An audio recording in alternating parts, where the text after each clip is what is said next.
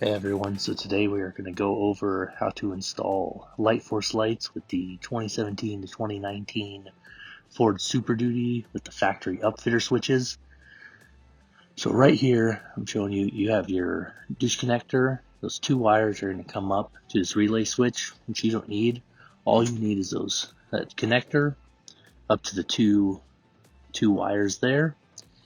And then you can strip that back, heat shrink it again. Okay, and then once that's all heat shrunk back up, got your connectors on there, we're going to locate here.